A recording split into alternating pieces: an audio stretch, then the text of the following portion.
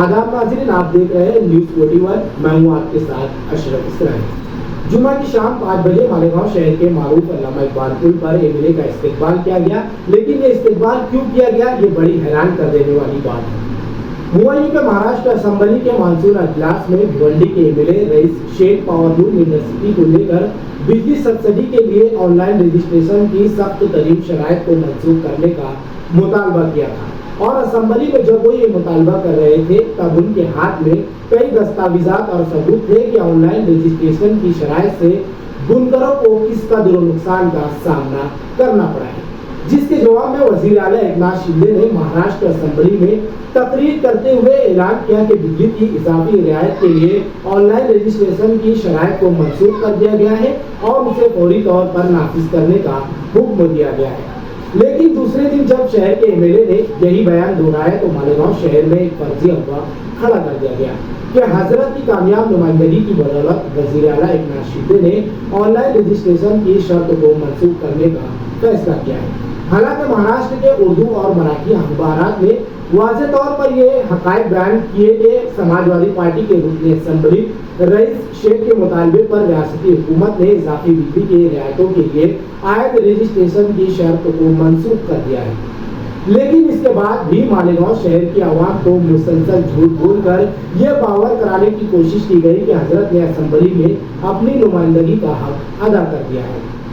अब हमें ये नहीं समझ आ रहा है कि जुमा की शाम वो नौजवान जिन्हें भोला कहा जाए या फिर कुछ और, अल्लामा इकबाल पुल पर हजरत की कामयाब नुमाइंदगी का जश्न मनाने के लिए जमकर आतिशबाजी की और बाइक रैली निकाली गई, जिसमें खूब शोर शराबे और शहर की दीनी शनाख्त फिर से बुरी तरह मुतासिर की गई। बहरहाल हजरत के इस्तकबाल पर मालेगांव समाजवादी पार्टी के कद्दावर लीडर मुस्तकिम डिग्निटी ने जमकर तनकीद की है और आवाम को बार बार ये समझाने की कोशिश की कि तारीफ और इस्तकबाल का असली हकदार हजरत नहीं कोई और है। पहले आप मुस्तकिम डिग्निटी का ये बयान जरूर देखें। आजी और माजी आमदार दोनों भी काम कुछ भी नहीं करेंगे। एक को बाहर जाकर फोटो खिंचाने का शौक है, कहीं कोई मिनिस्टर से मिलना, उसके साथ फोटो खिंचाना और अखबारात में डाल देना। एक का बावा आदम ही निराला है। मैं कई कहावत सुनते आता था, मगर प्रैक्टिकली वो कहावत या वो मुहावरा अब मुझे समझ में आ रहा है कि मेहनत करे मुर्गी अंडा खाए सुबान, उंगली कटा के शहीदों में नाम लिखाना, ये सब अब खुली आंखों से लोग देख रहे हैं।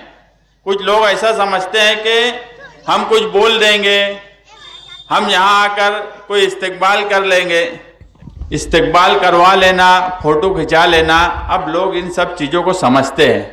लोग देख रहे हैं कि असेंबली में कौन बोल रहा है और किस तरह से बोल रहा है। हजारों की तादाद में लोग देख रहे हैं। आज एक हाजी साहब से मिलने गया तो वहाँ कई बुनकर बैठे थे। बोले एड़ा समझी सके यार, ये मौलाना कहूँगा आलिन के। तो मैं बोला यार तुमको समझ रहा?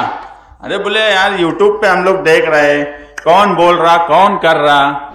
तो आपने देखा नाज़रीन कि कैसे अब इस्तकबालिया तकारीब पर भी सवाल उठाए जाने लगे हैं कि अगर हकीकत में नुमाइंदगी की गई हो तो कोई हर्ज नहीं, लेकिन किसी दूसरे के काम का क्रेडिट लेकर अपना इस्तकबाल करवाना ये अच्छी बात नहीं है। आज की खबर में बस इतना ही। अब हमें इजाजत दीजिए, हम आपसे फिर मिलेंगे किसी और नई और दिलचस्प खबर के साथ।